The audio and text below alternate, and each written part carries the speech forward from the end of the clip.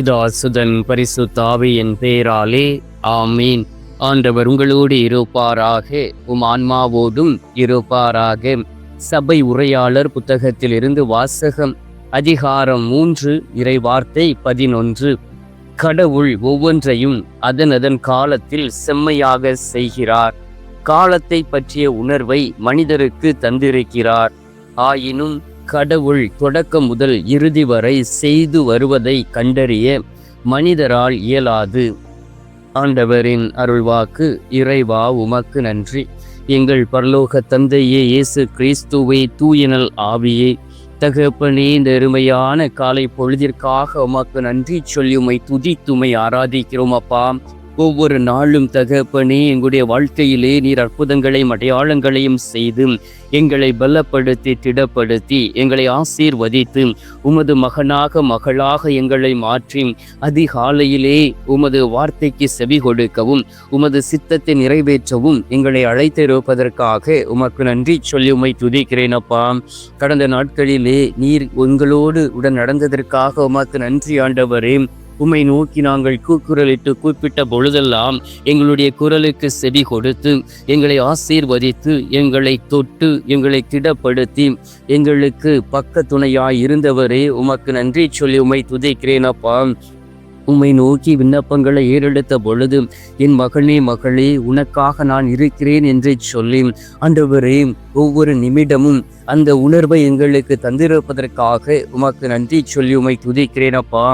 மீது நம்பிக்கையும் விசுவாசம் வைத்த பொழுது ஆண்டவராகிய இயேசு கிறிஸ்துவை நாங்கள் நம்பிக்கையிலும் விசுவாசத்திலும் சோர்ந்து போய்விடக் கூடாது என்பதற்காகவே வல்லமையான தூதர்களை பரிசாக கொடுத்திருப்பதற்காக உமக்கு நன்றி ஆண்டவரே. வாழக்கூடிய நாட்களிலே நாங்கள் இந்த உலகத்தில் வாழ்ந்திருக்க வேண்டும் என்பதற்காக எங்களுடைய தாய் தகப்பனை ஆசீர்வதித்து கொடுத்திருப்பதற்காக உமக்கு நன்றி ஆண்டவரே. நாங்கள் சோர்வுற்ற பொழுது, நோயுற்ற பொழுது, வேதனையுற்ற பொழுது எங்களுக்கு உமது வார்த்தைகளை அனுப்பி குணமாக்கி திடப்படுத்தி பலப்படுத்தி வழிநடத்தியவரே, உம்மை ஆராதிக்கிறோம் சுவாமி. ஒவ்வொரு நிமிடம் தகப்பனே, நாங்கள் என்ன செய்ய வேண்டும், எப்படி நடக்க வேண்டும், எப்படி பேச வேண்டும், எந்த வழியில் செல்ல வேண்டும் என்று நீர் எங்களுக்கு கற்றுத் தருவதற்காக உம்மை ஆராதிக்கின்றோம். ஆண்டவராகிய இயேசு கிறிஸ்துவே, உமது மகனாக மகளாக எங்களை மாற்றி எங்களுக்கு ஒரு நல்ல ஆசிரியராக இருந்து ஆண்டவரே நடக்கக்கூடிய வழிகளை நீர் எங்களுக்கு சொல்லி கொடுப்பீராக. எந்த சூழ்நிலையிலும் சாத்தானுடைய வழியில் கடந்து சென்று விடாதபடி, சாத்தானுக்கு துணை போய்விடாதபடி நடக்கக்கூடிய பாக்கியத்தை கொடுப்பீராக. அதிசயங்களையும் அற்புதங்களையும் செய்யக்கூடிய அன்பு தெய்வமே, நீர் எங்களோடு கூட இருக்கின்றீர். ஆனாலும் தகப்பனே, அநேக முறை உம்மை விட்டு வழி விலகி சென்றிருக்கின்றோம். உமக்கு எதிராக செயலாற்றி இருக்கின்றோம். உமது சித்தத்தை நிறைவேற்றாமல் வாழ்ந்து கொண்டு இருக்கின்றோம். அற்ப மனிதர்களாக இருக்கின்றோம். என் ஆண்டவர் கொடுத்த வார்த்தைகளுக்கு கீழ்ப்படியாதபடி ஏனோ தானோ என்று வாழ்ந்து கொண்டு இருந்த நாட்கள் உண்டு. குற்றம் புரிந்து நடந்த நாட்கள் உண்டு. ஆண்டவரே, தீமைக்கு துணை போன நாட்கள் உண்டு. இந்த நேரத்திலும் எங்களுக்குள் இருக்கக்கூடிய தீமையின் ஆவியை எடுத்து மாற்றி உற்சாகத்தின் ஆவியை கொடுத்து உறுதி தரும் ஆவியை கொடுத்து எங்களை வழி நடத்திடவும், என் ஆண்டவர் விரும்பி செய்யக்கூடிய காரியங்களை நாங்கள் பெற்றுக்கொள்ளவும், நீர் கொடுக்கக்கூடிய பாவ மன்னிப்பை நிச்சயத்தை பெற்றுக்கொண்டு முழுவதுமாக கழுவப்பட்டு என் ஆண்டவருக்கு விருப்பமான செயல்களை செய்யக்கூடிய, என் ஆண்டவருடைய மனதை அறிந்து கொண்டு நடக்கக்கூடிய பிள்ளைகளாய் மாறக்கூடிய பாக்கியத்தை கொடுப்பீராக. பாவம் செய்து செய்து நீர் கொடுத்த மேன்மையையும் நீர் கொடுத்த அழகையும் இழந்த நாட்கள் போதுமப்பா.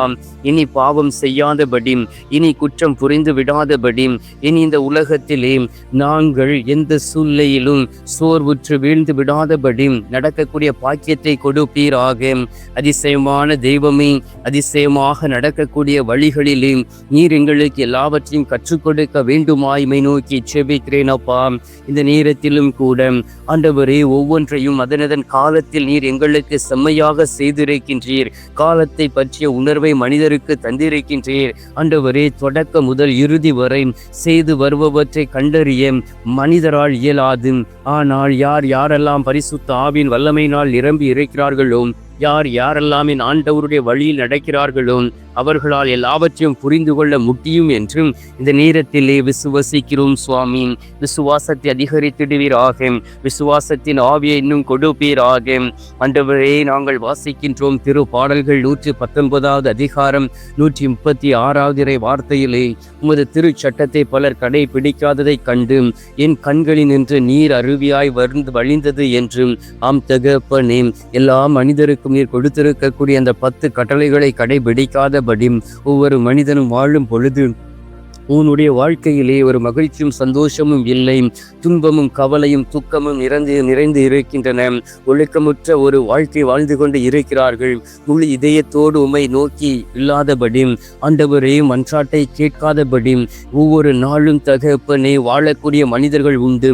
அவர்களுடைய கொடுமை தடையிலிருந்து அவர்களை விடுவித்து துன்பமும் கவலையும் நிரம்பி இருக்கக்கூடிய பிள்ளைகள் உம்மை நோக்கி வருவார்களாக. அதிகாலையிலே எழுந்து உம்மை தேடி வந்து ஜெபிக்கக்கூடிய ஒவ்வொரு தாய் தகப்பனையும் ஒப்புக்கொடுக்கின்றேன். ஒவ்வொரு சகோதர சகோதரிகளையும் ஒப்புக்கொடுக்கின்றேன். அன்பு குழந்தை செல்வங்களை ஒப்புக்கொடுக்கின்றேன். மாணவ மாணவிகளை ஒப்புக்கொடுக்கின்றேன். யாரெல்லாம் பரீட்சைக்கு தன்னை தயார்படுத்தி கொண்டு ஆண்டவரே அரசாங்க பரீட்சை எழுதி கொண்டு இருக்கிறார்களோ அவர்களை ஒப்புக்கொடுக்கின்றேன்.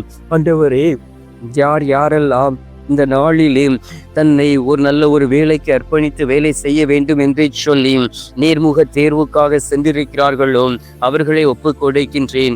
வெளிநாடுகளில் வேலை செய்ய வேண்டும் என்று சொல்லி முயற்சி செய்து கொண்டு இருக்கக்கூடிய அன்பு தம்பி தங்கைகளை ஒப்புக்கொடுத்து ஜெபிக்கின்றேன்.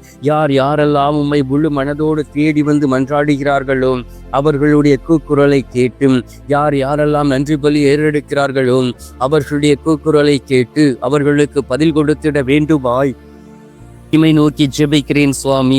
ஏனென்றால் அவர்கள் உம்மை நம்பி இருக்கிறார்கள், மனிதர்களை நம்பி இல்லை என்பதை உணர்கிறோம் அப்பா.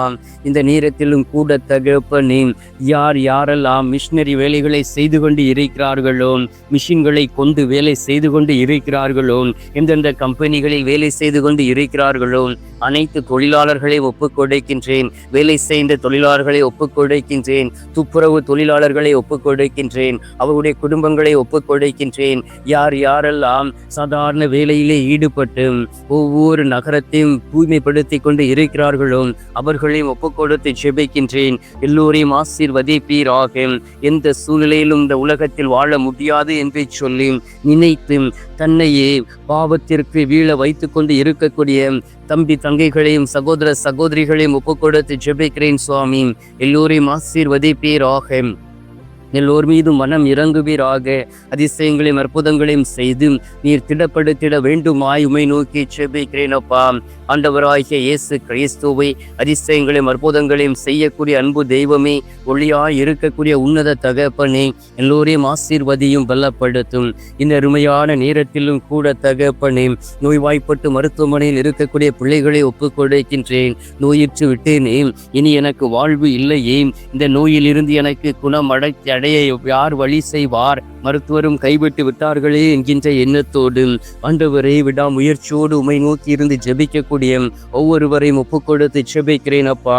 அதிசயங்களையும் அற்புதங்களையும் செய்யக்கூடிய தெய்வமே, ஒளியாய் இருக்கக்கூடிய அன்பு தகப்பனே, கருணையின் பிறப்பிடமே, இந்த நேரத்திலே தூயதோர் உள்ளத்தையும் ஆவியையும் நீர் கொடுத்திட வேண்டுமாய் உம்மை நோக்கி ஜெபிக்கிறேன் அப்பா.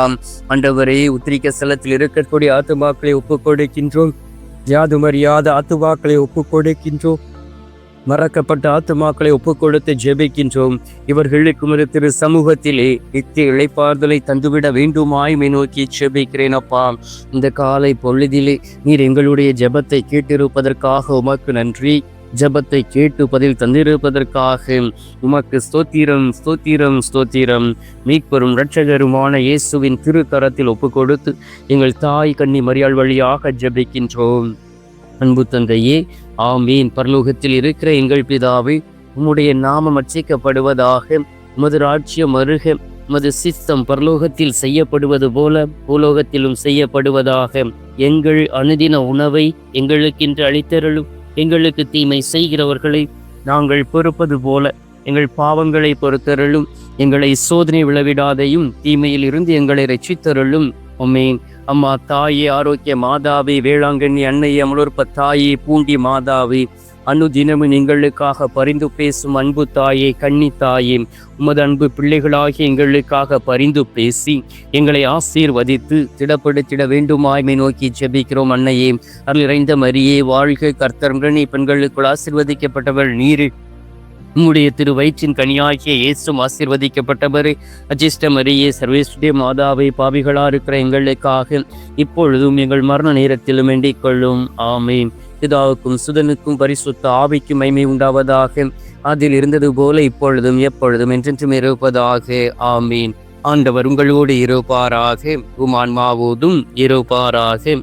எல்லாம் அல்ல இறைவன் பிதா, சுதன், பரிசுத்த ஆவி உங்களை நிறைவாய் ஆசீர்வதிப்பாராக. ஆமீன்.